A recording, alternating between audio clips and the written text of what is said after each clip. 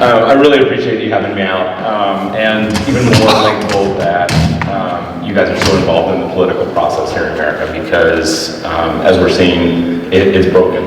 And it takes people like you to really get involved and make sure that we have candidates that are available to run. And it's really difficult to run. I find it very difficult to run, to put yourself out there.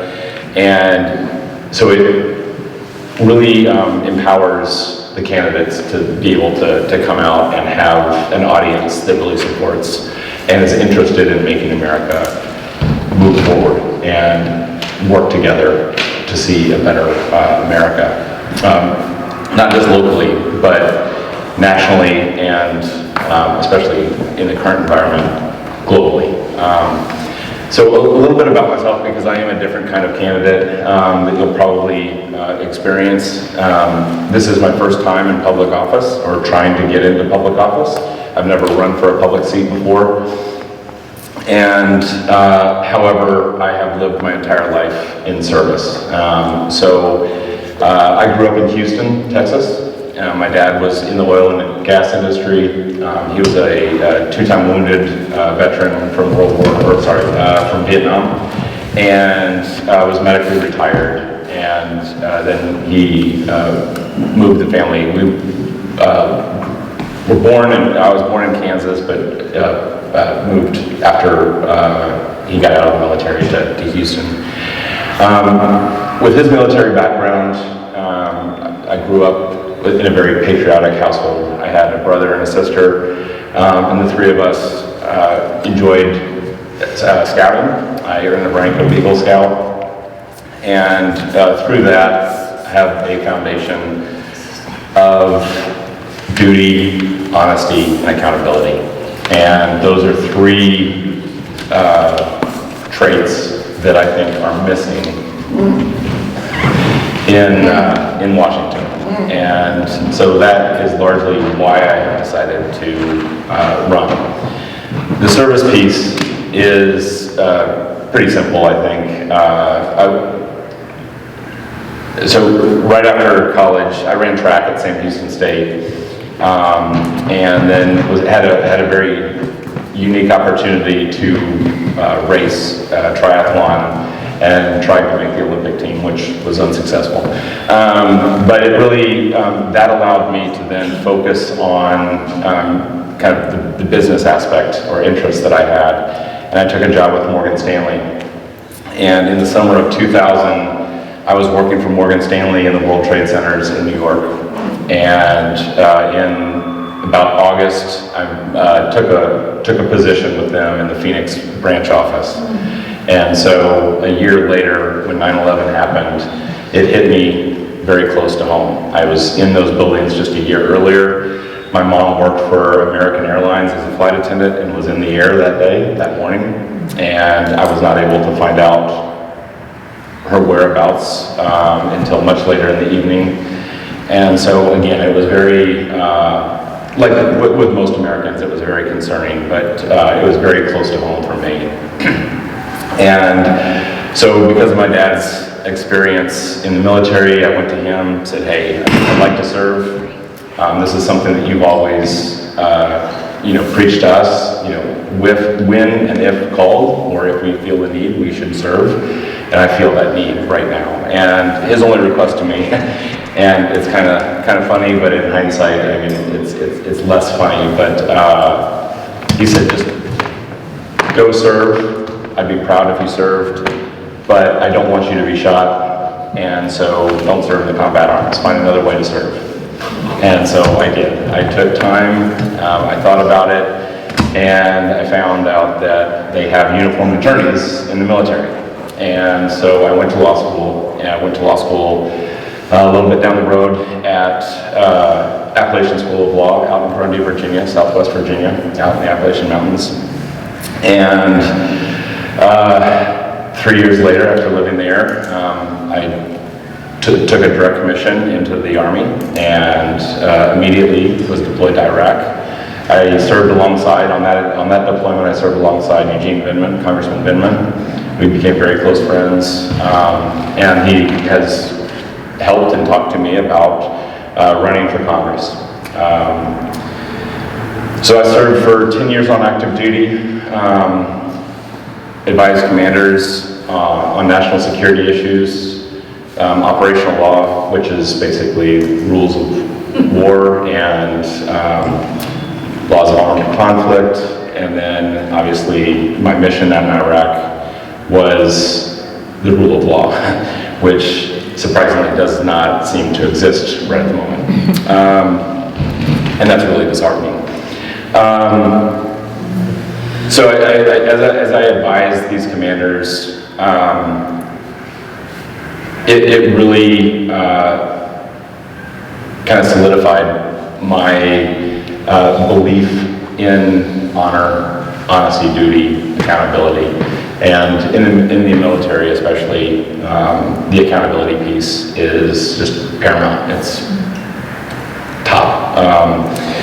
So I transitioned out of active duty and took a position as a general counsel for a physical security firm that largely supported private sector companies out in California in the Bay Area.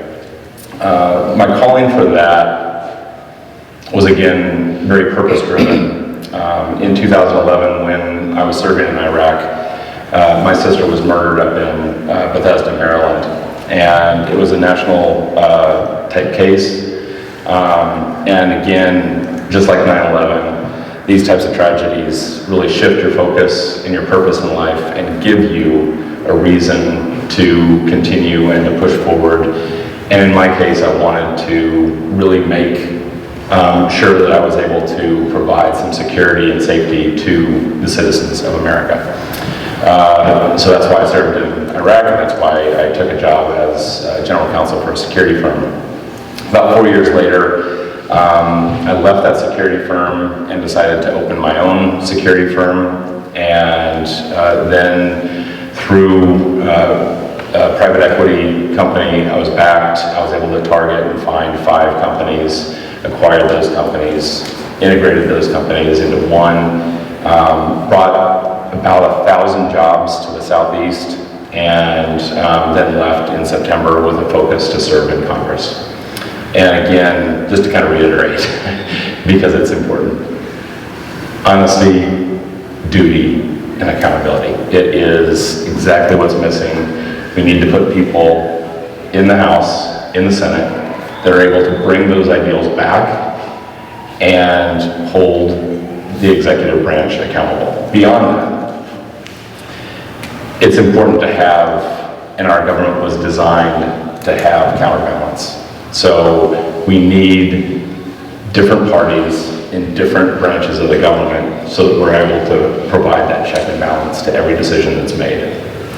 So with that, I welcome questions. My name is Mr. Johnson. This is more fully on your experience given the condition of the country. 2 questions I'm struggling with, and I don't know if you can answer them. I don't know if you want to take this time to answer them, and we can talk later. But one of my first questions is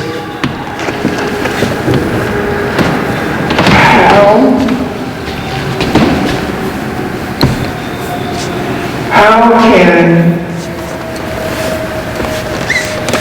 is there a way for the regular trooper to refuse to do what they've been told to do by the commander-in-chief of this country? You've been there, and if you were given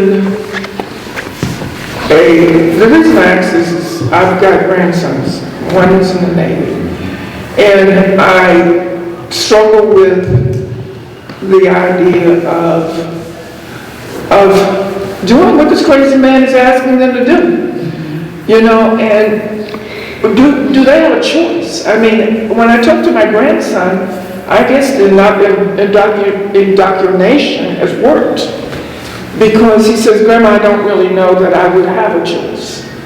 And then you see everybody be going off to war just like the crazy man is asking them to, or telling them to, or commanding them to. And then you got this other crazy dude, what's his name, Egg something. Him. And it's just gone beyond what anybody could have thought it gone beyond. But do they have a choice? They do, and Senator Kelly really did a great job. So they do have choice, but they don't. And it's a very nuanced piece to serving in the military, because the chain of command and orders are very important, and they have to have that level of obedience to fight wars because things happen quickly. Illegal orders are illegal orders, and if the soldier is able to identify, and they should be, they're trained, an illegal order, then they have an obligation not to follow that illegal order. But that's a very, very difficult decision to make. And I think that the rank structure, the way it's designed, and the way that it is actually practically implemented, it makes it very difficult for an 18-year-old or a 19-year-old or a 25-year-old to disobey an order from a lieutenant colonel or a colonel in the Navy, a captain, especially in split-second decisions that matter. What controls middle officers? What controls them? I mean, are they looking for career advancements, or what makes them go along with people that they know that are incompetent? I mean, just right under what's his name? Except, why are they listening to him? It's still the same thing. It's the same thing. What about the fact that it's an illegal war? Yeah. That's a great question, and I think that's where the accountability piece that I just spoke about comes into play, and Congress has to get involved. They cannot be complacent. The problem is, who runs Congress right now? The same party. And so we need that check and balance to be able to provide that level of accountability to executive orders. I just wanted to expand on something you said when you were talking earlier. You said there's a missing balance, and I interpret that as the balance that's missing between legislative, judicial, and presidential. So if you are in a position and you're in the House and you will arrive at something that looks very much like where we are right now, how are you going to bring balance to the legislature so that the legislature can impact the presidential, the executive office, to overcome these gross overreaches that he's doing right now? Right. Again, very good point. And I'm not the answer, right? Me individually, I cannot create that check and balance. And that's why this is a national issue. And that's why Virginia alone is not going to shift the balance. We need a national push to get Democrats into the House and into the Senate and create that accountability, that balance to the rest of the government. But I'm one piece of it, right? So what would that look like? That's really what I'm at. What would that look like? Let's say you do get 51%. Okay. So what is that going to look like? That's a lot to clean up. What's it going to look like? No, and that has been my talking point the entire time, is that I'm running for a seat that has a term of 2 years, and people are hurting, and there is so much that needs to be done that this seat has to be won, and then it has to be held for a number of years, because everybody has to dig in and work really hard.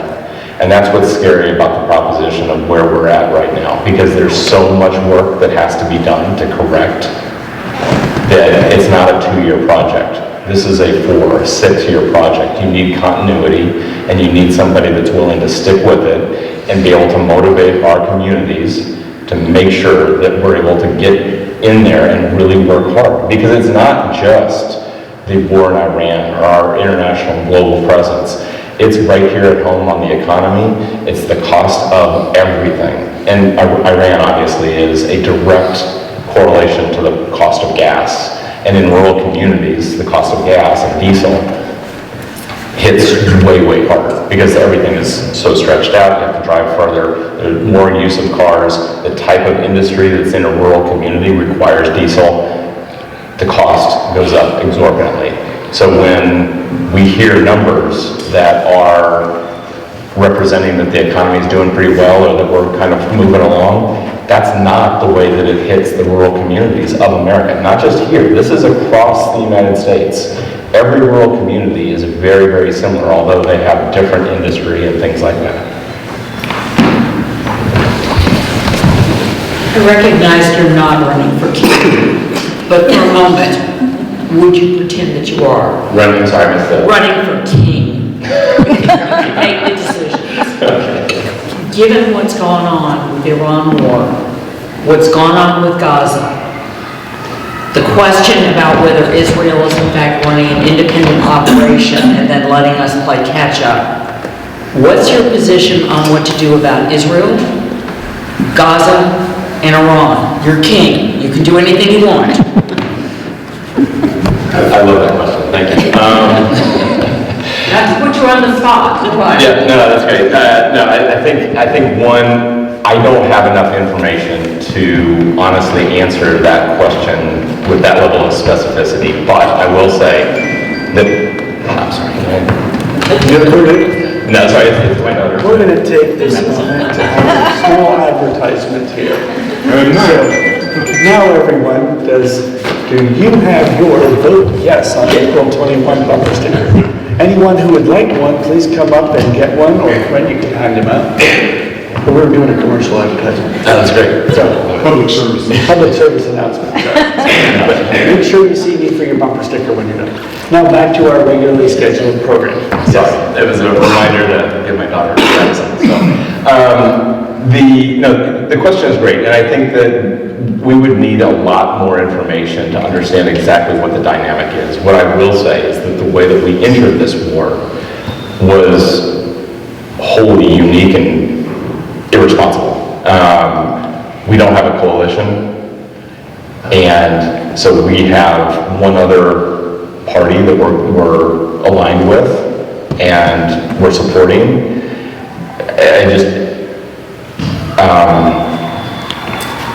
It's very difficult to understand. And then the coalition piece is what really bothers me the most about how we went into Iran. Iran's a bad country.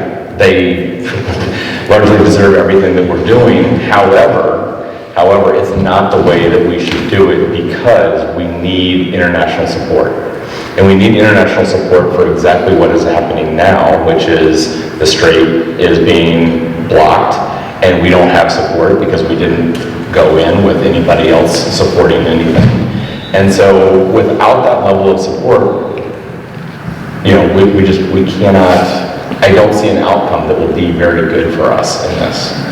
Now, it's not going to be our downfall, but it's definitely a complicating factor to our economy, our international relations with other countries, everything.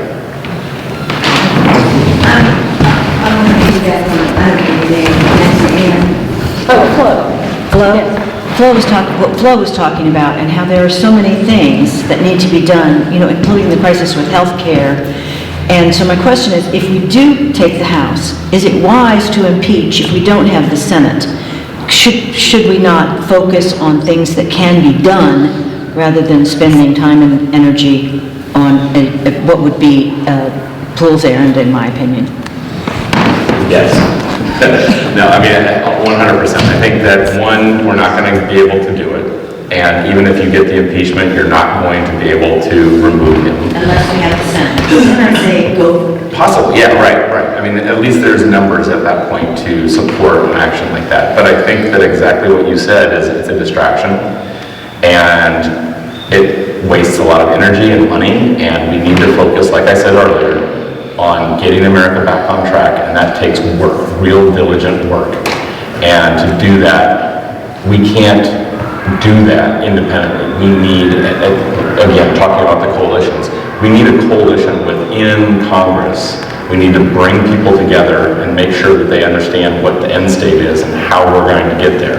The real issue is how we're going to get there. How do we work together to get there? And there's a route to do that. But we have to figure it out, and the only way to do that is to hear each other and not yell from either side of the aisle. This is my question I've asked all the candidates, and I have gotten an answer that I have no choice.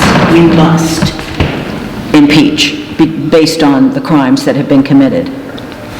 Yeah, But I prefer your answer. Yeah, so, no, I disagree. I think that we have to understand where America is and what level of conflict we would be in if we tried to do that. And I think our interests are better served if we work toward fixing instead of creating more conflict. De-escalation. Question, I think, I may have heard a little bit of it, but what would be your number one priority if you got to Congress? There's a lot of things going on, and I'm just interested in what you specifically, what's your pet peeve, what would you focus on? The accountability piece, without a doubt. But again, I think, and I understand your question, you're not looking for a broad themed answer that can span the entire, every issue under the sun type of thing, but accountability is the real issue. And it will fit within whatever category of problem we're facing. But right now, I think that the real issue truly is the economy and the way that people are not able to make a living. And by that, so I mean jobs, I mean the cost of goods, I mean the pride in the work that they're doing, and all of that feeds into healthcare and the costs of healthcare and everything. Like it branches out from there. A lot of the communities, I mentioned that I went to school in Grundy, Virginia. We didn't have internet, right? And now it's improved and they've gotten the infrastructure out there, but there's a lot of places that still don't have that service. And without that service, a lot of the healthcare opportunity is lost as well because you can't do telemed. And if you can't do telemed, then people are driving for an hour, hour and a half to get someplace to get some healthcare. And like we'd already talked, you drive for an hour and a half, and that's, a tank of gas. Now you're spending $60. It's not sustainable the way that we're going. That's one of the reasons I asked the question. You mentioned Grundy earlier in gas and those kind of things. And so that's kind of what I was looking for is what things would you focus on specifically to help this community or Grundy or Virginia? Yeah. Those are kind of things I was looking for. One other question real quick. Do you have leadership aspirations? Leadership aspirations? Yes. I have been a leader. I do. I mean, I am a leader, and I served in the military. I was a commander. I was a CEO of a company. I had 1,000 employees.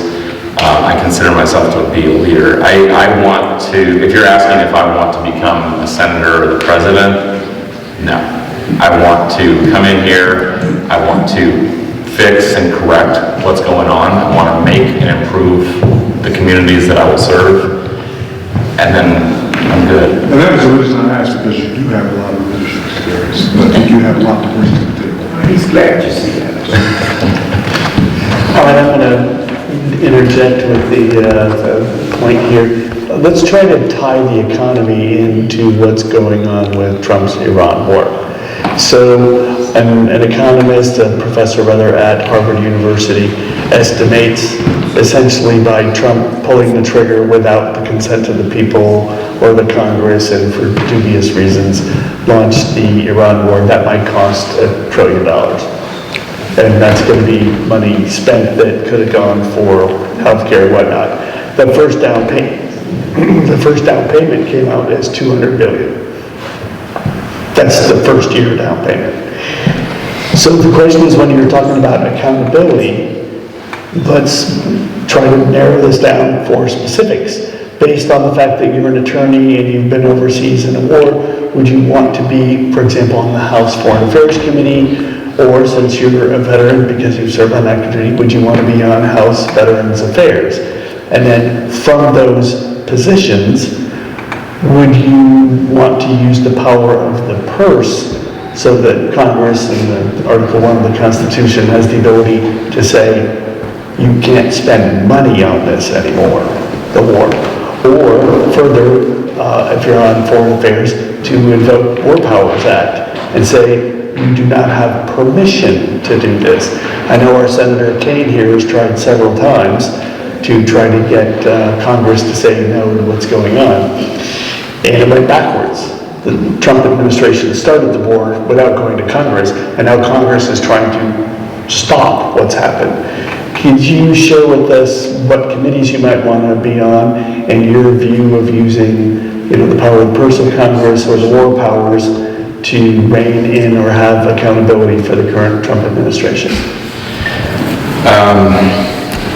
I think both of those committees, Intelligence Committee, they all kind of suit my background and experience, and so I'd be very happy to serve on any of those committees. I think that what you said makes it very difficult because with a lot of things, it's really hard to unwind or untangle a situation like where we're at. And once we are involved in a conflict like this, you can't as easily just pull the trigger and pull everybody back home, because that creates a vacuum, and we've seen this before in Iraq, where ISIS comes in. And I'm not saying ISIS will come into Iran, I'm just saying as an example.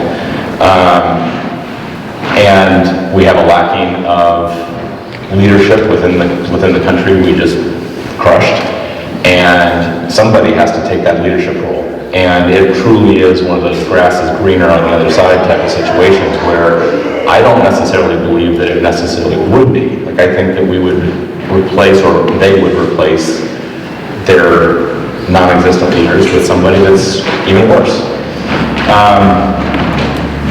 So yes, we have to control the purse, and through that we're able to help our government maneuver away from where we are, but we cannot just abandon what we have now started.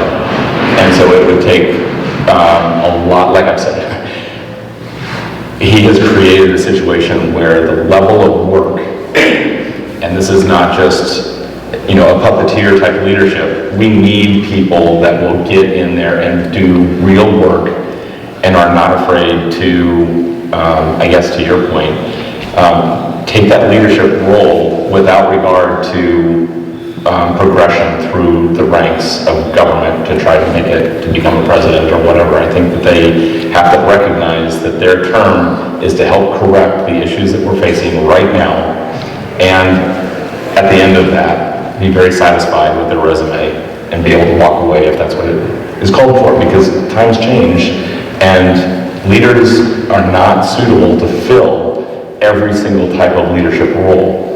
And sometimes you need to put leaders in that are suitable for the current issues that we're facing right now. I don't think I need that. What I was going to ask about is,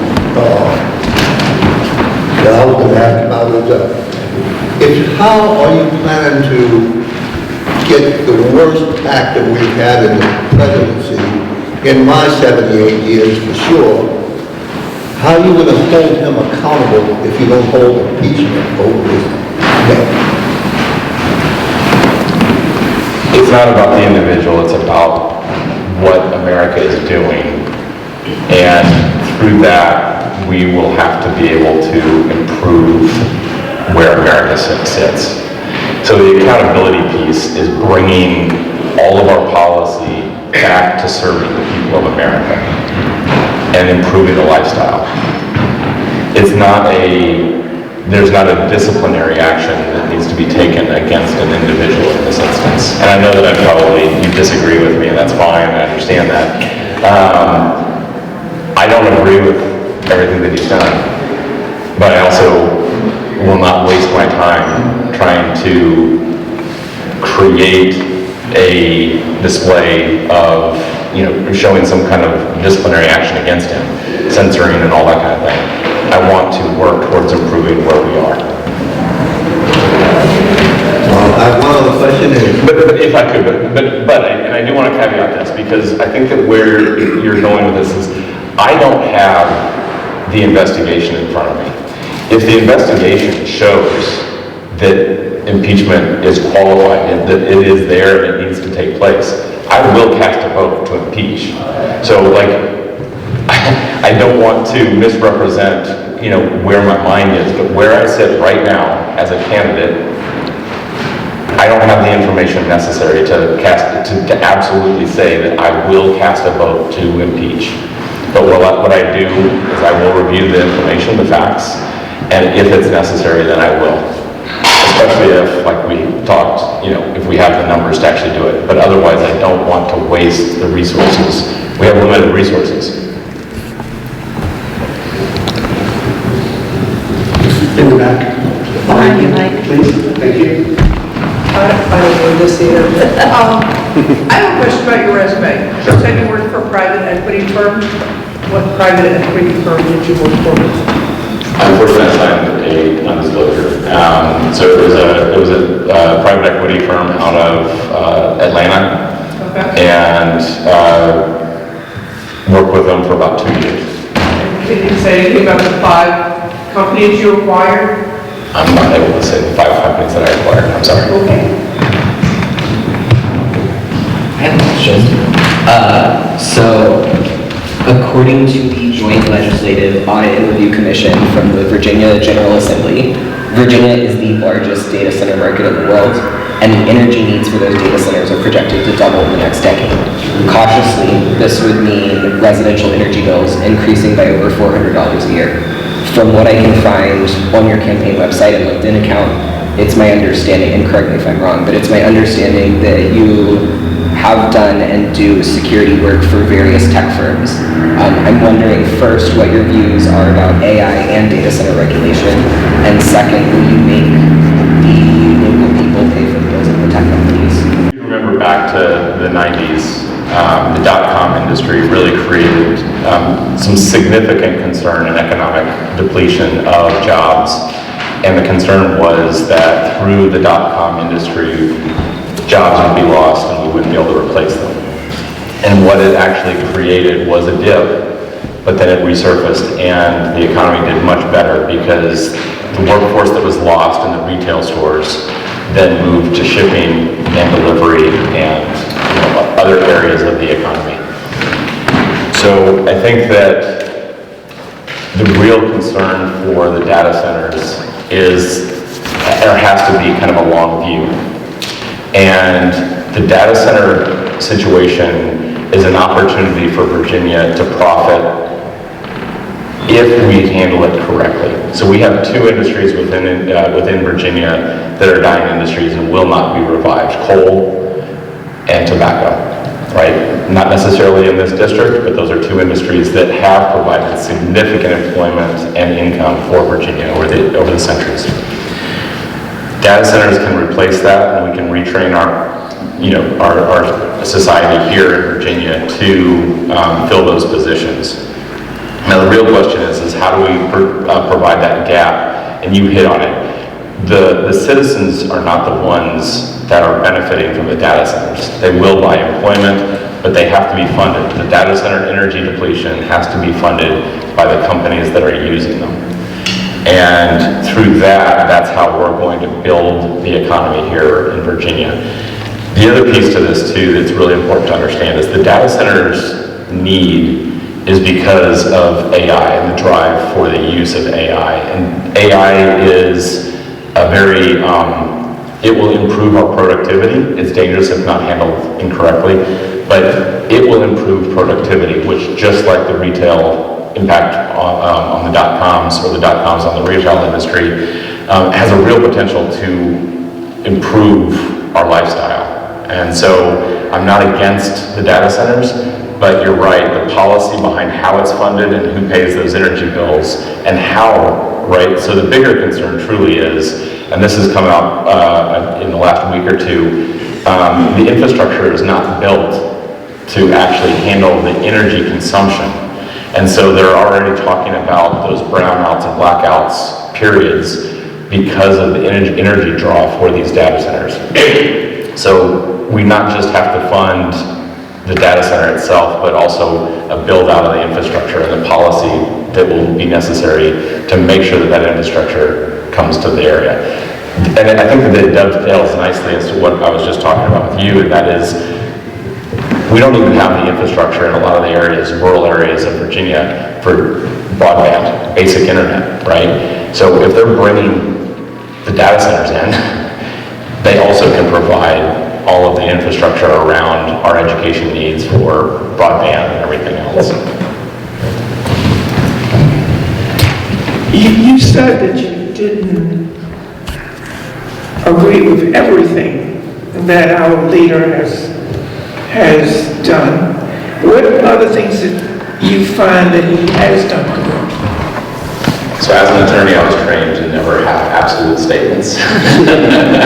And so I don't necessarily know that I can put my finger on something that I absolutely agree with, but I'm not going to say that there isn't. I just can't answer that one right now. Like, I can't think of anything off the top of my head.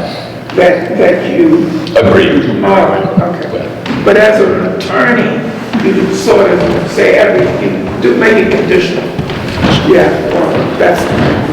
So I'm glad to know that. So what can we do to ensure that the data centers have the energy they need?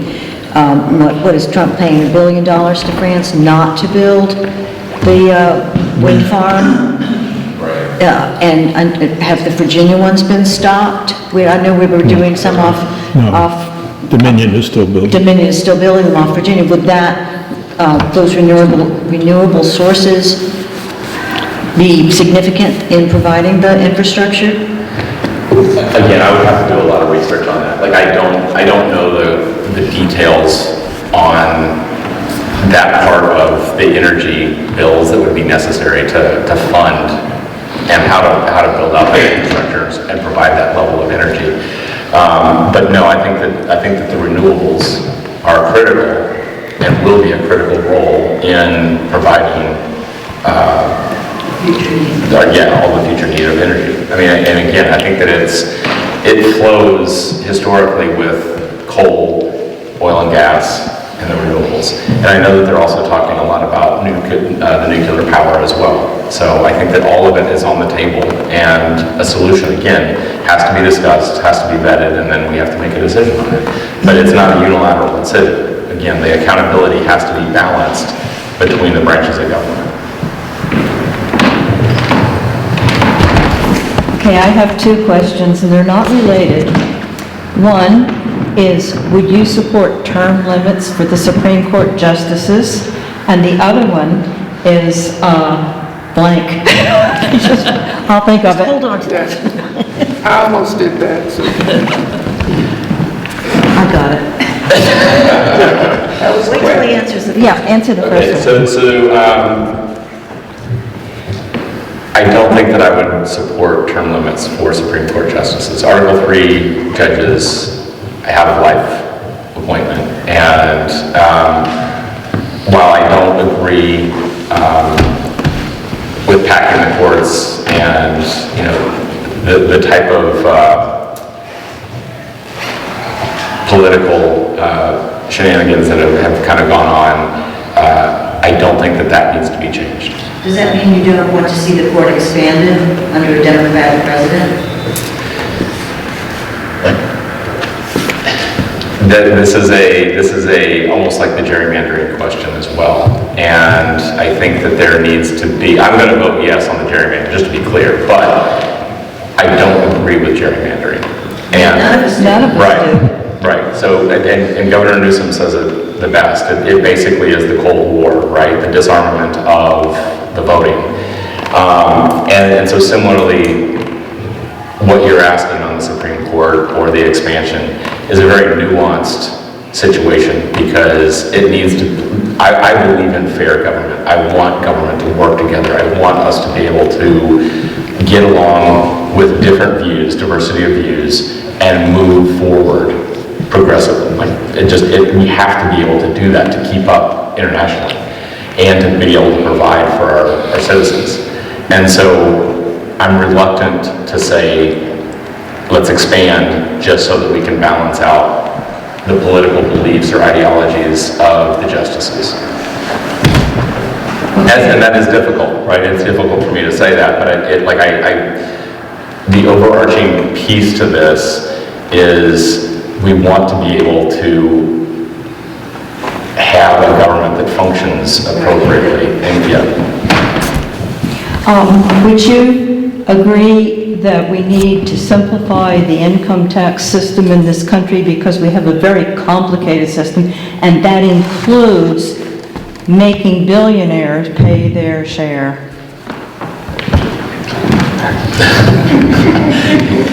Yes, I think that the tax code is very, very complex, and being able to make sure that a lot of the loopholes are closed so that the taxes are appropriately allocated to individuals that are able to pay those taxes and fund our government. The budget needs to be balanced. I do believe that. We need to bring that back. That is the strength right now internationally, is making sure that the country has the appropriate budgetary constraints in place so that we're able to fund whatever our operations are as a country. So yes, I do. And billionaires? Billionaires, yeah. No, they absolutely need to. I mean, again, they have the funds, they work hard, but they also have the funds, and they need to support the government in the way that proportionally they're able to. So you're looking at the future, and the thing that you are hoping for, well, let me ask you this. What if you get there and you find out that not much has changed? I mean, I can hear the working, I can hear everybody, you know, you sound like most of us from years gone, let's just all get along. But that isn't what's going to be waiting for you. And we can hope that all of that the Senate and the House is going to look blue. But in the event it doesn't, now you're going to have the fight and still the belief that you can hang in there and work with knocking on the wall and nobody answering? Yes, I mean, I think I have to, right? Like that's the fight piece is, I kind of smirk because I mean, I was in the Army, I was a CEO, like I've been fighting my entire life. I've been dealing with tragedy. I've like overcome. I mean, and when you get in there and see all that, it's like, this is time for me to just lay the ground down and go out my way. I understand why that question is relevant, and yet at the same time, like I you know, duty, honesty, accountability. Like it is I am serving because I see the absence of those three qualities. Now I'm going to slip in here with a couple of questions. Thank you so far. Yeah, I get to ask a couple of questions. I'm a veteran, you're a veteran. Thank you, welcome home. We made it. He went to Iraq a couple of decades, that's right. No, just busting your chops. Did you say, welcome home? Yes, that's the first thing I said. And thank you for the service. And thank you for your service.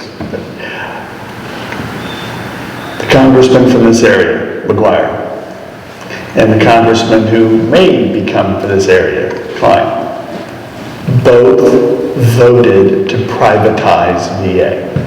The specific vote was to move billions of dollars from paying federal employees, take that money away from VA, redirect it, and pay the private sector.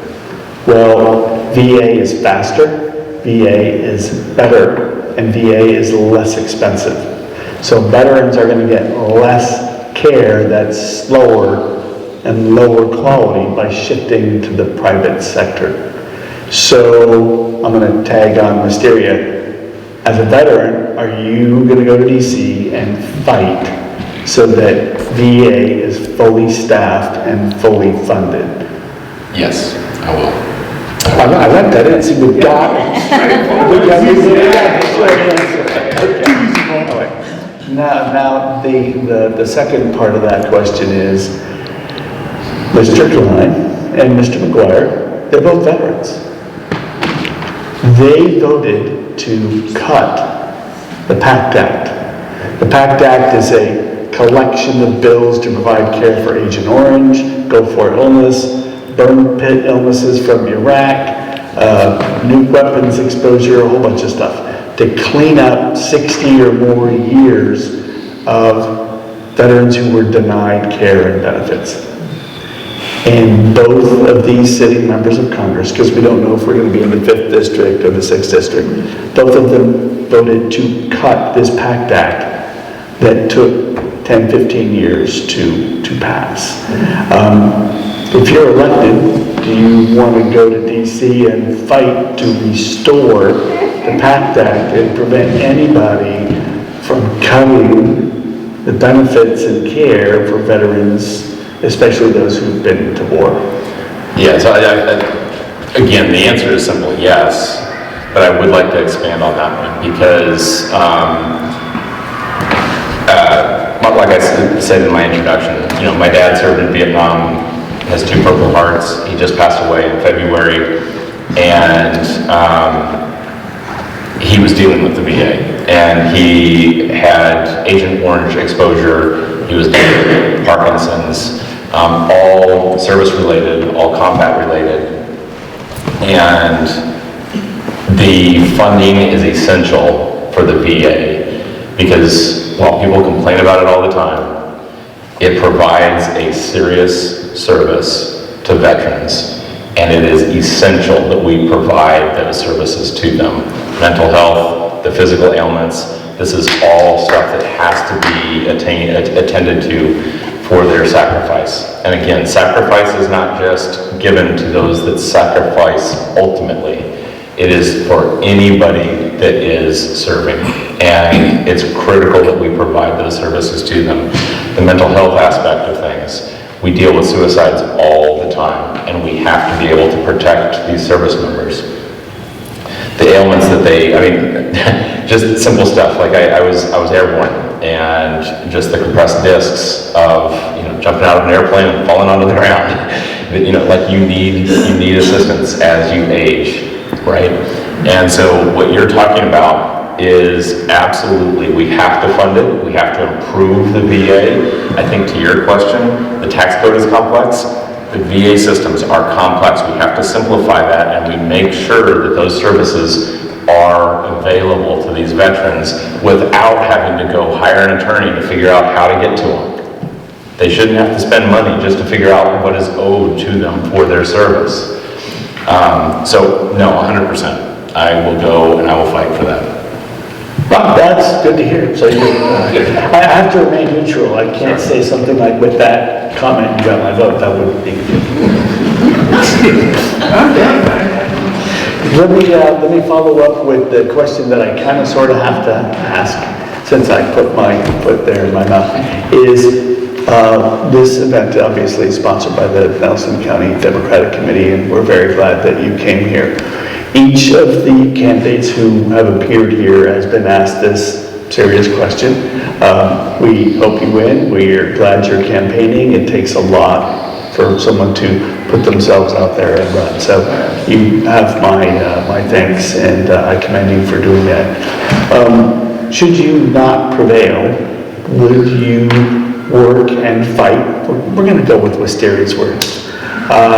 To make sure that the Democratic nominee wins for this district in November of 2026. Yes, and I think that I'm glad that you have asked me explicitly, and yes, I will, but we have to flip the House. And so to do that, I will do everything that I can to make sure that that happens. Whether that's continuing to run, or in the case where I don't make it past the primary, supporting the candidate that does. Just remember Nelson County. We're the blue county in the middle of the red south part of the state. We're running at 8:05. A couple of more questions. Yes, Doctor. So there's been charitably a number of creative decisions coming out of HHS that have eroded our public health system, decreased our status internationally in the medical community. In fact, most of the medical societies have left advisory committees within the CDC. What would you do to help bring us back to a semblance of reality as far as medical care in the U.S., particularly in public health? So your question is specific to mental health? No, public health. Public health, okay. No, I think that the, how did you put it? I mean, there has been a complete degradation of our health system and where our beliefs are in science and medical science specifically. So supporting a return to what I would like to say is common sense, but maybe it's not, on a lot of the health issues, immunization, nutrition, general care. I mean, we have to be able to provide for that. I think that the Medicaid bill that was just cut, or that is proposed to cut the Medicaid, is going to absolutely destroy a lot of the rural communities as well.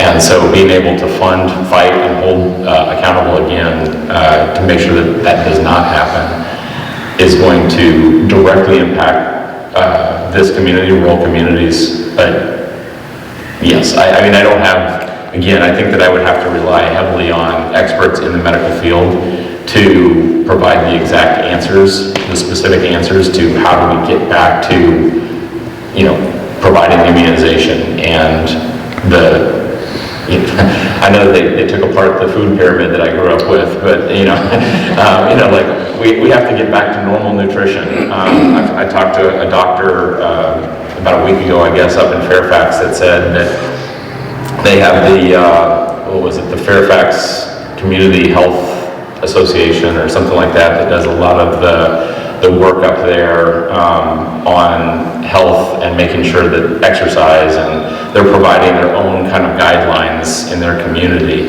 And so I think that sounded like an excellent start. Start in the communities and build it out from there. Bottom up works just as well as top down.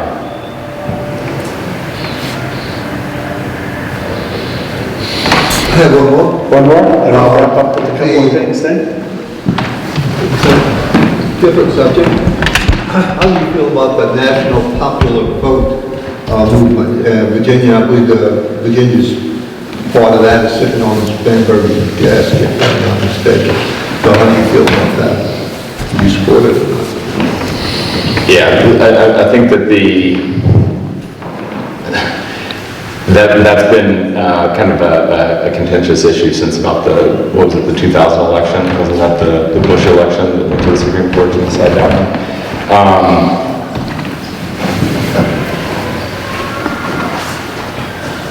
To be honest, I haven't really given it a whole lot of thought because I think that the system that we have is a workable system, assuming, of course, that we get back to like the gerrymandering discussion and we have, you know, proper districts that are outlined according to the way that they're designed or supposed to be designed. But I think, again, I kind of return to Governor Newsom's, statements about disarming kind of the vote in our political election process. I think that we have to get back to a standard. I'm a process person. And so whatever process we put into place, it has to be fair, and we have to be able to work through that process and have that as a reoccurring system that we're able to follow.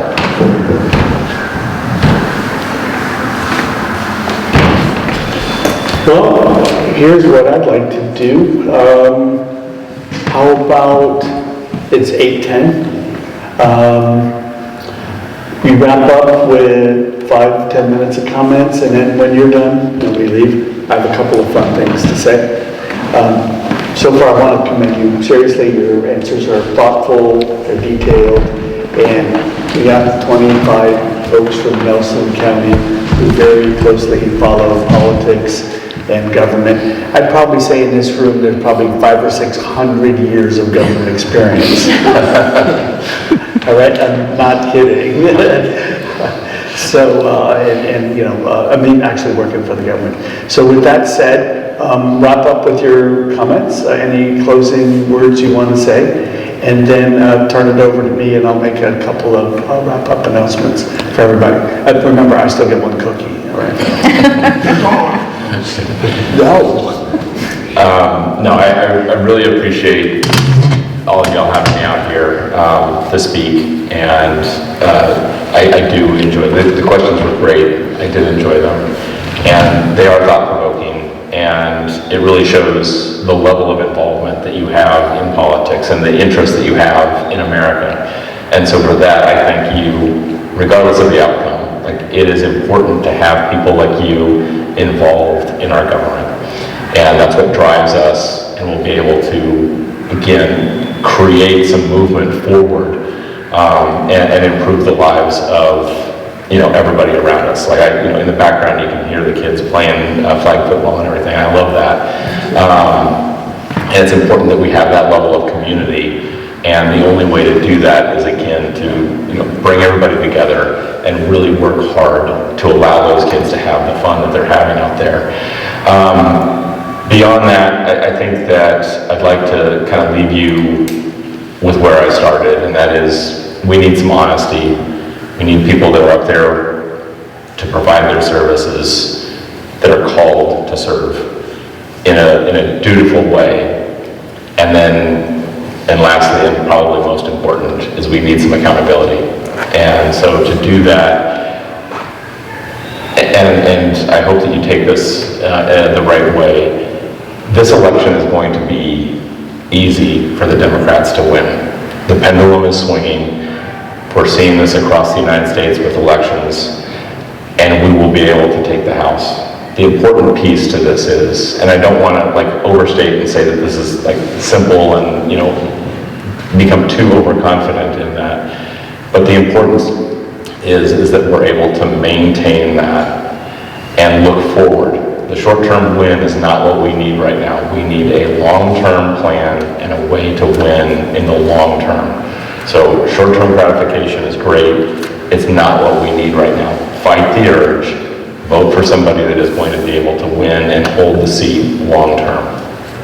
So with that, I know that I'm talking to a bunch of intelligent, very experienced individuals.